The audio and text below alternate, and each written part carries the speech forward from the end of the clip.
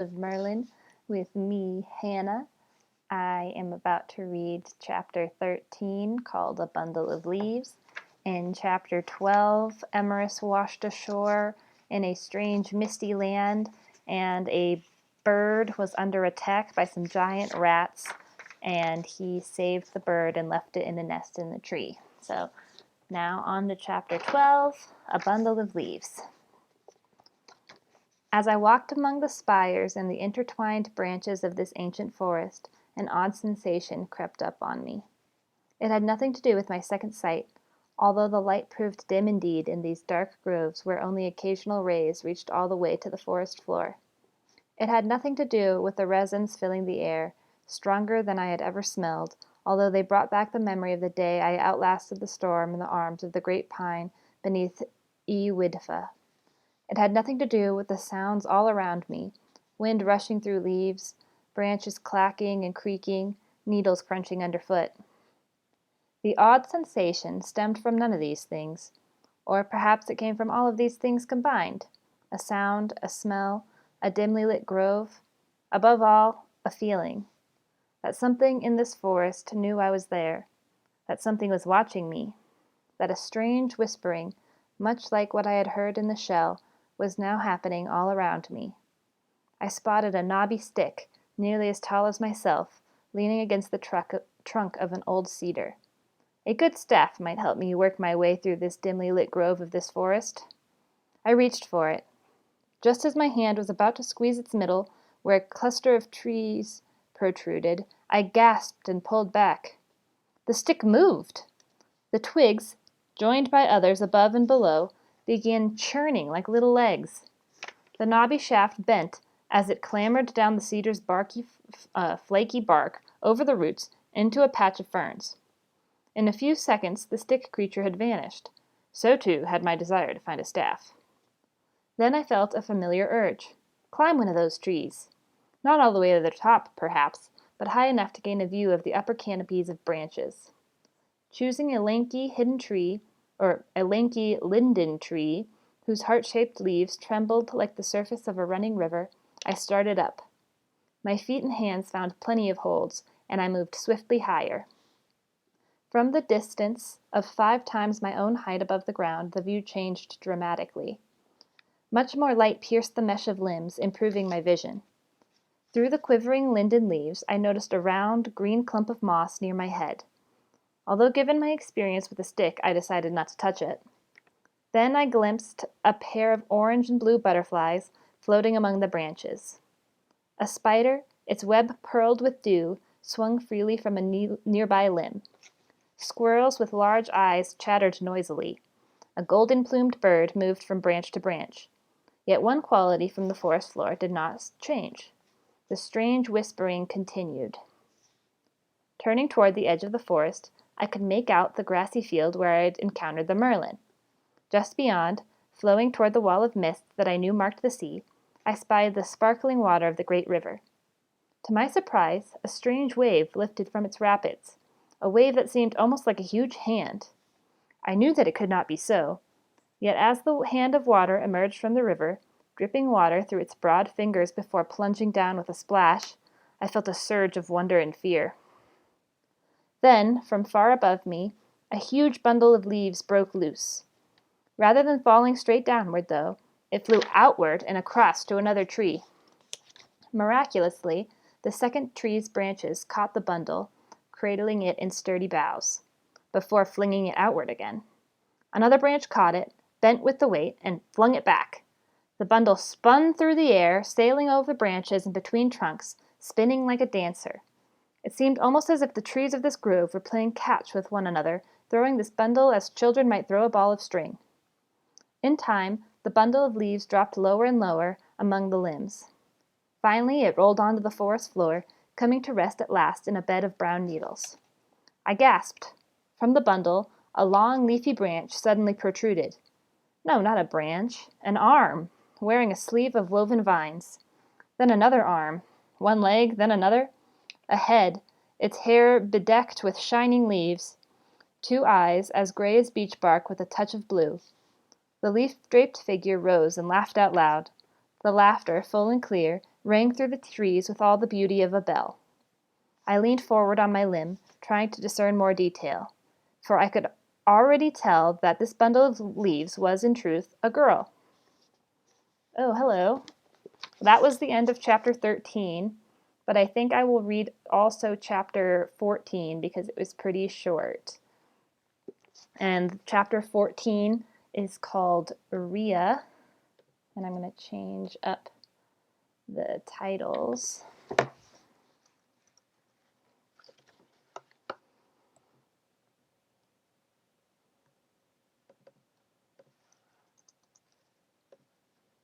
Okay. Chapter 14, Rhea. Without warning, the limb gave way. I tumbled to the ground, my fall broken by several boughs along the way. My chest smacked hard into one limb, as did my lower back, my shoulder, and both thighs. With a thud, I landed in a cushion of needles. Groaning, I rolled to the side. In addition to the stiffness from my voyage and the usual pain between my shoulder blades, my entire body ached. Slowly, I sat up and found myself face to face with the girl. Her laughter ceased. For a long moment, neither of us moved. Although the light was spare, I could tell that she was about my own age. She watched me, standing as still as one of the trees. But for the touch of blue in her eyes, her garb of woven vines consisted of so much green and brown that she could almost have passed for a tree. Yet the eyes could not be missed. They flashed angrily. She uttered a command in a strange, wrestling language, waving her hand as if to brush away a fly. Immediately, the heavy branches of a hemlock wrapped themselves around my middle, as well as my arms and legs. The branches held me tightly, and the more I struggled, the harder they squeezed. Swiftly, they lifted me into the air. I hung there, suspended, unable to move. "Let me down!"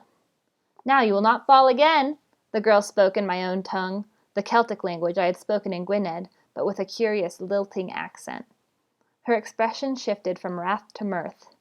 "You remind me of a big brown berry, though not a tasty one." She picked up a plump purple berry growing in the moss by her feet and put it in her mouth. Puckering, she spat it out again. Ugh, no sweetness left. "Let me down!" I roared. I twisted to break free, but the branch around my chest tightened so much that I could hardly breathe. "Please," I croaked. "I meant no harm." The girl eyed me severely. "You broke the law of Druma Wood. No outsiders are allowed here." "But I didn't know," I wheezed. "Now you do." She plucked another berry. Evidently it tasted better than the first, because she bent down and picked another one. "Please let me down." Ignoring me completely, the girl went about her berry picking, swallowing them almost as fast as she plucked them. At length she started to leave the glade, not bothering even to glance in my direction. "Wait!" She stopped. Looked annoyed, she faced me.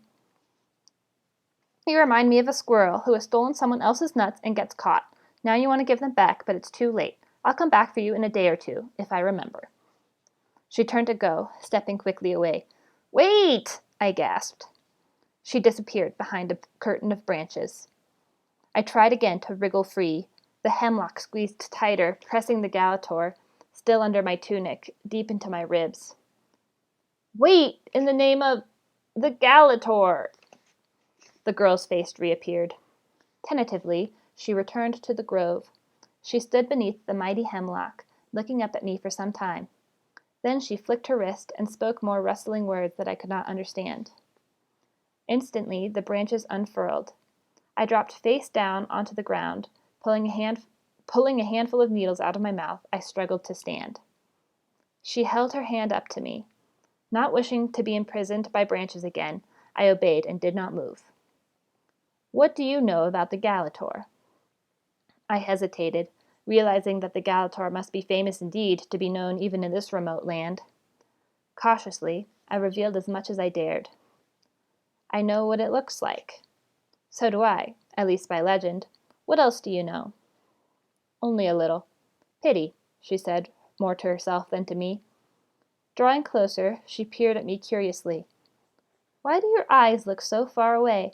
They remind me of two stars that are hidden by clouds." I stiffened. Defensively, I snapped, "My eyes are my eyes." Again she studied me. Then, without a word, she pressed the last of her purple berries into my hand. Unsure, I sniffed them. Their aroma brought back just how hungry I was, so against my better judgment, I popped one into my mouth. A sudden burst of sweetness struck my tongue. I ate the rest in another swallow. The girl studied me thoughtfully. I see that you have suffered. I frowned. She had noticed the scars, as would anyone who looked at my face. And yet, it seemed as though she had seen something beneath the surface as well. I felt an inexplicable urge to unburden myself to the strange girl of the woods. Yet I resisted. I didn't know her after all. Only a moment ago she would have abandoned me to the trees. No, I would not be so foolish as to trust her. She rotated her head slightly, listening to some distant whispering of the branches. I noticed the intricate dressing of leaves in her curly brown hair. Although I could not be sure in the dim light of the grove, it appears that her ears were somewhat triangular in shape, pointed at the top, much like my own. Did that mean that she, like myself, had endured teasing from others for having ears like a demon? Or might everyone in this strange land have pointed ears? Was it possible that this girl and I actually belonged to the same race? I shook myself back to reality. It was just as likely that angels themselves would have pointed ears, or that demons would have lovely white wings. I continued to watch her as she listened. Do you hear something? Her gray-blue eyes swiveled back to me. Only the words of my friends. They tell me that an outsider is in the forest, but that I already know. She paused. They also tell me, beware. Should I? I tensed, recalling the voice of the shell. A person should always beware, but you need not be frightened of me. She seemed amused. Do I look frightened? No, I felt myself grinning as well. I'm not very scary, I suppose. Not very. Your friends you spoke of, are they the trees? They are. And you speak with them. Once again, the bell-like laughter echoed in the grove. Of course, just as I speak with the birds and the beasts in the river. And also the shells? Naturally. Everything has its language, you know. You only need to learn how to hear it. She raised an eyebrow. Why do you understand so little? I come from far away. So that is why you know nothing of Druma Wood or its ways. Her brow furrowed. Yet you know of the Galator. Only a little, as I said before, I added wryly, although I would have said anything to get out of those horrible branches. The hemlock boughs overhead wavered slightly. The sight made me cringe. You know more than a little about the Galator, declared the girl confidently. One day you will tell me. She began to walk, somehow certain that I would follow. But first, tell me your name. I stepped carefully over a fallen branch. Where are we going? To get something to eat, of course. She bore to the left, following a trail that only she could detect through a patch of hip-deep ferns. Now will you tell me your name? Emrys. She glanced at me in a way that told me she did not quite believe me, but she said nothing. And what is yours? She stopped beneath a beech tree, which, though old and twisted, had bark as smooth as a young sapling. Raising a hand toward the graceful boughs, she said, My friends will answer. The leaves of the old beech stirred in gentle rustling. At first, the sound meant nothing to me at all. I looked at the girl quizzically. Then slowly I began to hear a particular cadence. Ria, Ria, Ria. Your name is Ria? Again, she started walking, passing through a strand of long-needled pines, sturdy and straight.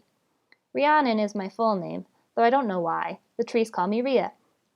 Curious, I questioned her. You don't know why? Didn't your parents tell you? She hopped across a slow-moving stream, where a mallard drifted among the reeds. I lost my family when I was young, very young. The whole thing reminds me of a fledgling who falls out of the nest before she can fly.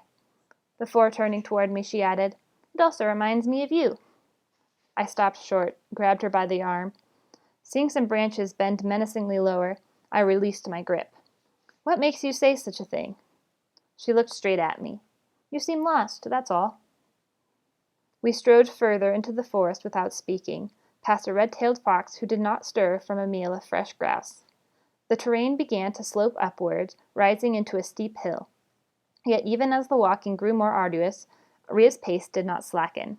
In fact, it seemed to me that her pace only increased. Puffing hard, I struggled to keep up with her. "You're like Atalanta." Rhea slowed a bit, her expression quizzical. "Who is that?" "Atalanta," I panted. "A heroine in a Greek legend who could run so fast nobody could catch her until somebody finally tricked her with some golden apples." "I like that. Where did you ever learn such a story?" "From someone." I mopped my brow. "But I wish I had some of those apples right now." Rhea smiled, but did not slow down. As we ascended, enormous boulders, cracked and covered with pink and purple lichens, sprouted like giant mushrooms from the forest floor. The spaces between the trees grew wider, allowing more sunlight through the canopy of branches. More ferns, as well as sprinklings of flowers, crowded around massive roots and tumbled trunks. At one point, Rhea paused to wait for me beneath a white-barked tree by a ledge. As I labored to catch up with her, she cupped her hands to her mouth and made a curious hooting sound.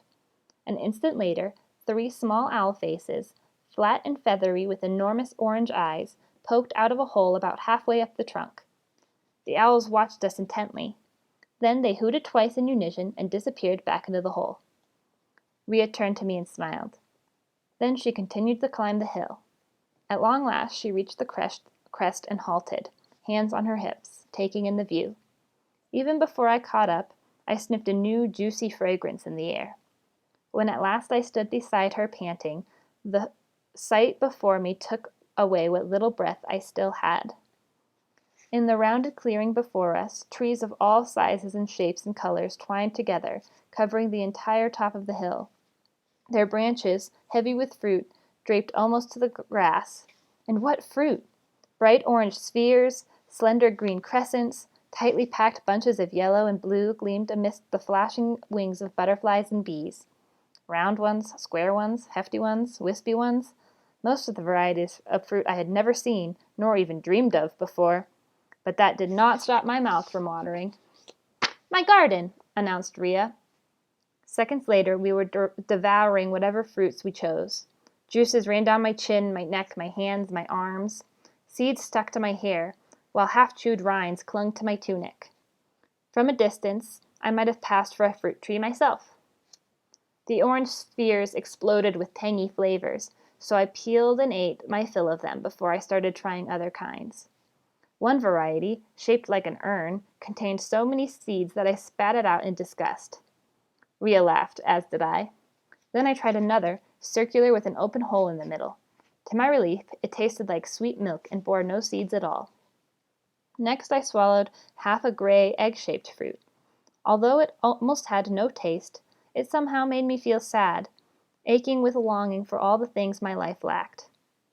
When she saw that I had tried that particular kind, Rhea pointed me toward a spiral-shaped fruit, pale purple in color. I took a bite. A flavor like purple sunshine burst in my mouth. Somehow, it swept all the aching feelings away. For her part, Rhea swallowed a huge quantity of tiny red berries growing in bundles of 5 or 6 on a stem. I tried one, but it was packed with such overpowering sweetness that it made me nauseous. I had no desire to eat more. I watched in astonishment as Rhea downed them 10 at a time. "How can you eat so many of those?" She ignored me and continued eating. At last I started to feel full. More than full. I sat down, leaning against one of the thickest trunks in the garden. Afternoon light sifted through the leaves and fruit as a gentle breeze flowed over the hill. I watched as Rhea eventually reached her limit of the sweet red berries. She joined me by the trunk, her shoulder nudging my own. She opened her arms to the wondrous array of trees around us. "All this," she said gratefully, "from a single seed." My eyes widened. "A single seed? You can't mean that." "Oh, yes. The seed of Shamora tree yields not just one tree, but many. Not just one fruit, but hundreds. And though the Shamora yields so much, it is so difficult to find that its scarceness is legendary. As rare as a Shamora, the old saying goes. In all the Druma, there is but this one." I drank deeply of the scented air of this clearing. This is not my home, yet I feel I could stay here long and gladly. "Where then is your home?" I sighed. "I don't know." So are you searching for that? That and more. Rhea twirled a vine from her sleeve. Isn't your home wherever you are? You aren't serious, I scoffed. Home is the place you come from, the place your parents live, where your past is hidden. Hidden? What in the world do you mean by that? I have no memory of my past. Although she seemed intrigued, Rhea asked no more questions. Instead, she reached for another cluster of red berries and popped them in her mouth. Through this mouthful, she said, Perhaps what you are seeking is nearer than you know. I doubt it. I stretched my arms and shoulders. I will explore some more of this place, but if I can't learn anything about my past, I will build a new boat and sail as far as I must, to the very horizon if that's what it takes. Then you won't be here long, I suppose. Probably not. Where is here, anyway? Does this place have a name? It has. What is it? Her expression darkened. This place, this island, is called Finkyra. Okay, so that was the end of chapter 14. So tomorrow we will read chapter 15 called Trouble at 9 p.m. Pacific time. Thank you for joining me. Bye.